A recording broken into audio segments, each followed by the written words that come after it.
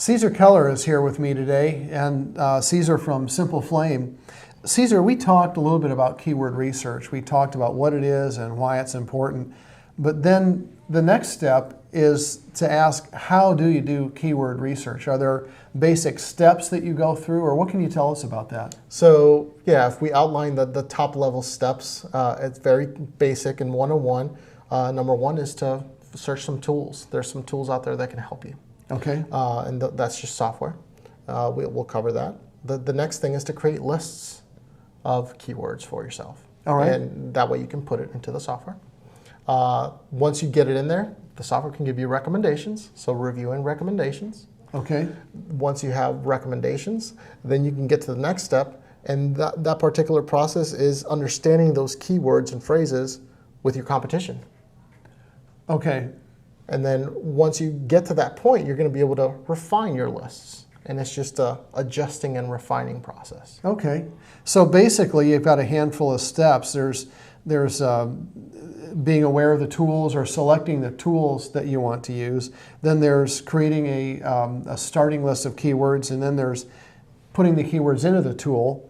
And then there's comparing against competition, and then what was the last one? Refining your list. So once you've gotten all the information from all the steps above, you can go back to your list and go, yeah, my initial thoughts weren't that great. Tweak it. And you just start tweaking it.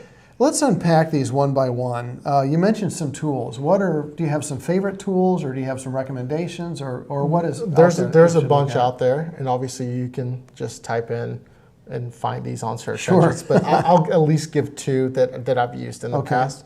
The one that's free is Google Keyword Tool, and it recently got changed to the Google Keyword Planner tool. Yes.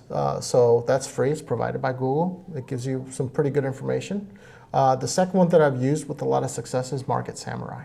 Okay. So those are just two examples that I'd like to share and whatnot. The second one, I mean, depending on price, it can be anywhere between $100 and $150. It's a one-time purchase? One-time purchase. Okay. They're running promotions on it all the time, so you might be able to get it for a good deal. That sounds great.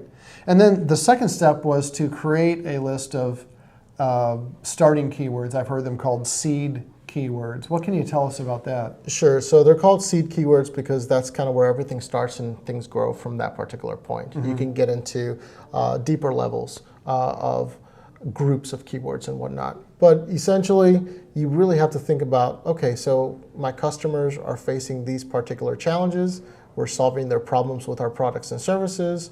If they wanted to find us, what would they type in to find what we have to offer? That's kind of where it all starts. Yes. Some people go through a formal process to kind of identify what that is.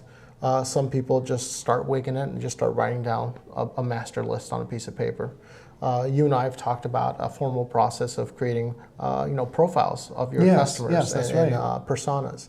So that's if you've already done that process, this particular process of creating a list gets a little bit easier because you're in tune with, these are the different ideal customer groups that buy from us. How do they think, and what are they typing in? That makes sense. So you just basically put down as much as you can, all these lists, and group them as organized as you can.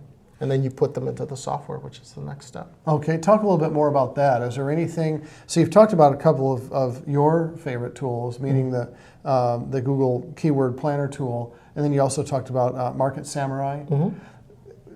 Is there anything special to know when you put these words in? Is it pretty simple, put the words in and push a button, or what else would you share with us? It's actually that simple. I mean, you can put them in one by one, and no one wants to put them in by one by one, so you import them in, and then what happens is the tool starts kicking back all this information. The two biggest pieces of information for someone that's never done keyword research is finding out how much traffic those particular keywords can yield.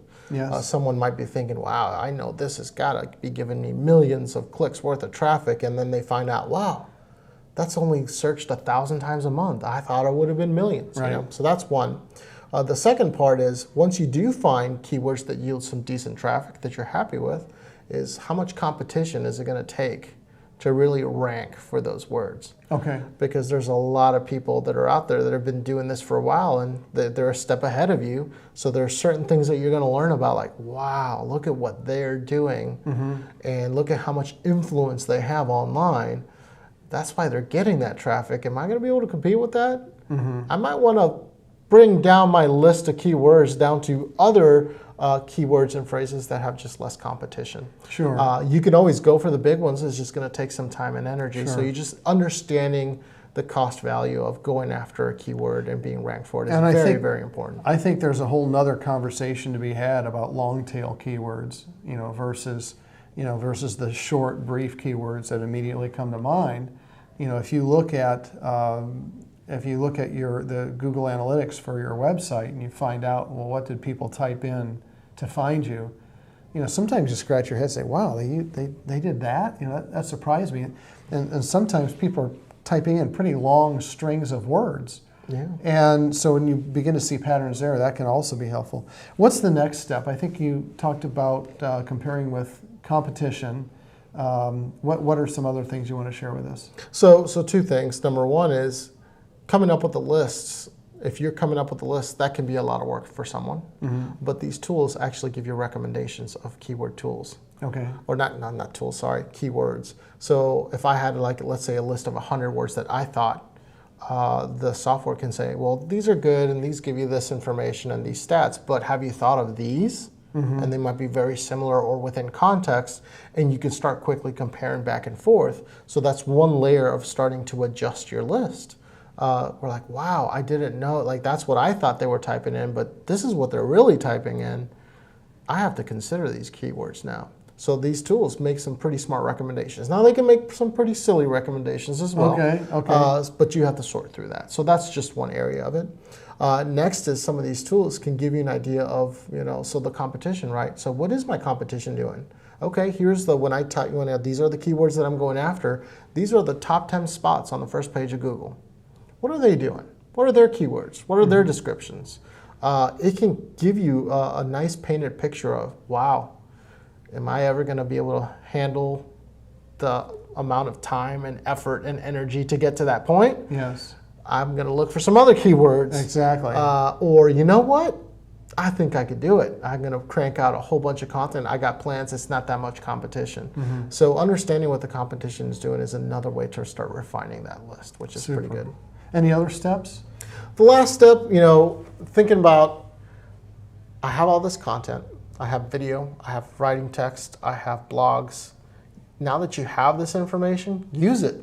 Too many people do the research and they don't do anything with it. Okay. Start sprinkling some of those keywords all over the place. Thinking about titles and titles of your document, how you label your document, how you label your images, how you position tags inside of things. I mean, I'll give you a practical example.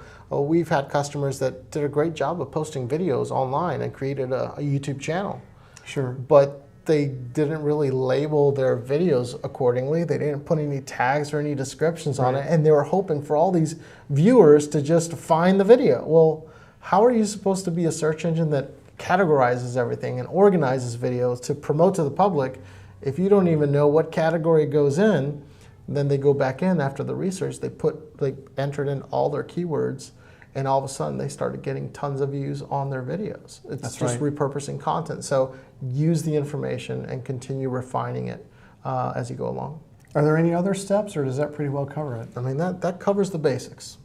Cesar, thanks for sharing with us today. That's really helpful. Well, thank you very much.